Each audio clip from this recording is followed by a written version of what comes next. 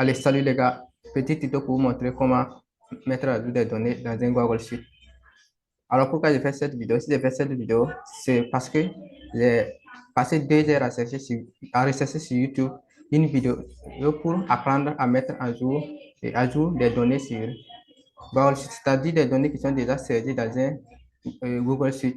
Et je vais modifier les données à travers n8n. Et j'ai passé vous n'allez pas me croire, j'ai passé 2 heures à chercher et je n'ai pas trouvé. Donc, laquelle j'ai décidé de faire ce petit tuto sans préparation pour vous expliquer comment j'ai pu arriver à trouver une solution pour pouvoir développer la situation.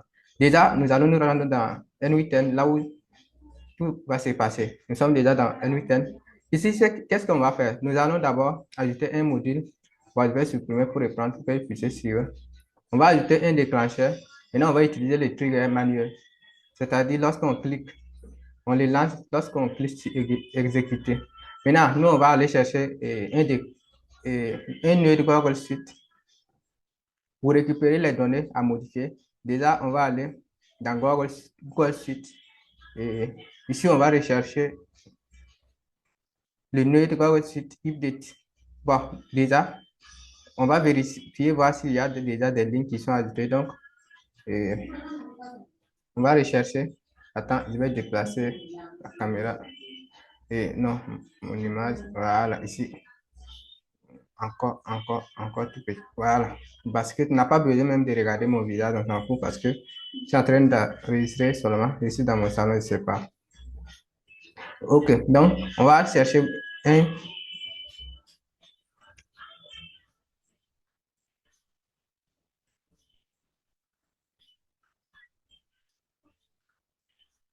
On va chercher. On va reprendre. On va prendre un déclencheur. Voilà, un trigger. On va prendre one row added. Donc, added, oui, c'est pour vérifier si une ligne a été ajoutée, une nouvelle a été ajoutée. On va récupérer ça et puis ensuite on va modifier. Comment on va paramétrer ça? Déjà, vous allez aller chercher et connecter votre Google Doc à n8n. Ça, si vous ne savez pas le faire, dites-moi en commentaire et je vais faire une vidéo spéciale pour ça. Mais aujourd'hui, je ne vais pas faire ça. Donc, j'ai déjà un compte et j'ai déjà connecté mon compte et mon Google Suite à n8n. Donc, je vais aller le paramétrer rapidement.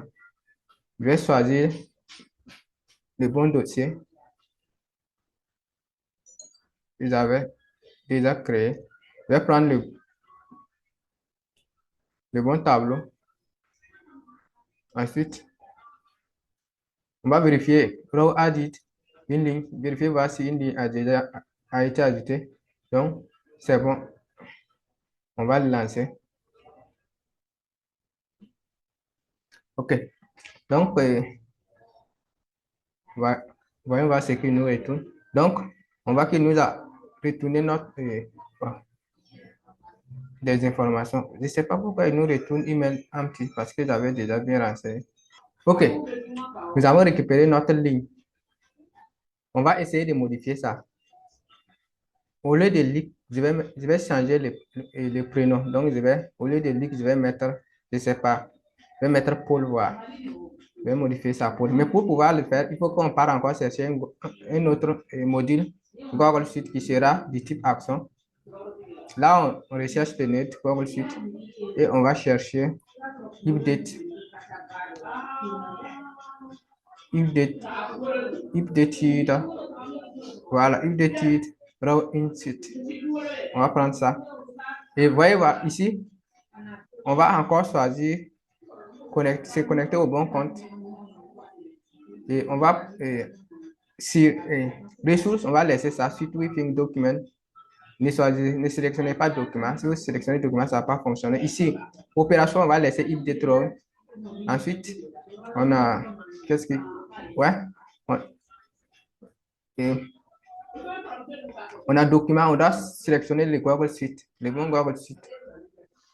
Ici, dans notre cas, c'est update exemple. On va chercher le bon Google Sheet. Update exemple. OK, donc on va prendre ça. Ensuite, sur Sheet from List, on va choisir le bon tableau. C'est, on peut prendre la feuille 1, on attend. OK, donc on prend la feuille 1. Ensuite, qu'est-ce qu'on nous demande de faire? Et mapping column mate, on laisse ça comme ça, on ne touche à rien. On laisse mettre map each column. Excusez-moi, c'est anglais, j'ai des difficultés à prononcer l'anglais. Ensuite, column to map, on va prendre une colonne de référence. C'est pour indiquer et pour donner une ligne de référence à Google Doc. Ouais, OK.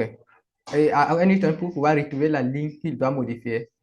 Ici, nous, on va prendre la colonne non, pour pouvoir lui indiquer qu'il doit modifier la ligne ou la colonne, c'est non. Et A pour valeur non. Maintenant, on va aller chercher la valeur de référence, value to update. Nous, on va mapper la valeur non pour lui dire que voilà, valeur de référence, c'est ça. Ensuite, qu'est-ce qu'on fait? On va aller maintenant, qu'est-ce qu'on veut modifier? C'est pas limite. On avait dit prénom. Prénom, vous avez remarqué, c'était lui. Maintenant, on va mettre Paul. On va mettre Paul. C'est bon? Je pense que c'est tout. Je pense que c'est tout. Et puis, on va aller save. Si on save, bon, attendons que ça charge. N'hésitez pas à me dire dans les commentaires si vous avez compris. Et s'il y a toujours des zones d'ombre, vous n'avez qu'à m'écrire en commentaire, je vais voir. OK. Nous avons pu enregistrer nos modifications. Maintenant, nous, on va lancer, exécuter, voir ce qu'il nous donne. On va pouvoir automatiquement modifier nos données sur Google Sheet. C'est un petit exemple que j'ai fait. OK, donc, on va aller voir ce qu'il propose. Il nous retourne quoi? OK, vous voyez, ici, on va voir ce qu'il nous a donné en table. Ici, il nous a donné, au départ, notre Google Sheet, c'était Zundi. Le nom, c'est Zundi. Prénom, c'est Luc. Et l'email, vous voyez ça. Et à la sortie, quand nous avons demandé à modifier, à la sortie, voici ce que nous on a. On a toujours les noms qui restent inchangés parce qu'on n'a pas voulu changer ça. Ensuite, on a prénom, quand on a modifié, transformé de Luc à Paul. Oui, donc il y a bien modification. On avait Luc et à la sortie, on a Paul. Donc, pourquoi j'ai fait cette vidéo? J'ai fait cette vidéo parce que j'avais des tas de données dans un dossier aussi que je voulais modifier automatiquement. Parce que je ne pouvais pas m'asseoir et modifier une par une. Parce que c'était vraiment des centaines de données. Et j'ai décidé d'automatiser cette modification avec Edwin. Et j'ai passé 1 heure à chercher sur YouTube comment modifier. Puisque ceux qui débarquent directement de Make, vous allez rencontrer ce problème parce que sur Make, on n'a pas de difficulté à faire ces mises à jour-là. Mais avec N8N, il y a beaucoup de paramètres à tenir en compte. Une fois que même IA m'a pas pu aider à temps et j'ai dit galérer pour pouvoir trouver. Raison pour laquelle j'ai décidé de faire ce petit tuto et pour vous expliquer comment j'ai pu surmonter ça. Et si vous avez des zones d'ombre sur ça ou si vous avez des petites nuances comme ça, vous pouvez déjà m'écrire sur les commentaires. Et si j'ai déjà rencontré ce problème et je l'ai traité, je vais vous dire comment je l'ai fait en une petite vidéo Loom où je vous explique. Pour la connexion de Google Sheet à N8N, je vais faire une vidéo complète sur ça pour vous montrer comment créer vos credentials, et comment connecter vos dossiers Google Sheet, et Google Doc et les emails avec N8N. C'est à peu près les mêmes choses sur Make, bon, mais on va quand même le faire. Donc, sur ce, on se laisse et à la prochaine vidéo. Merci. Ciao.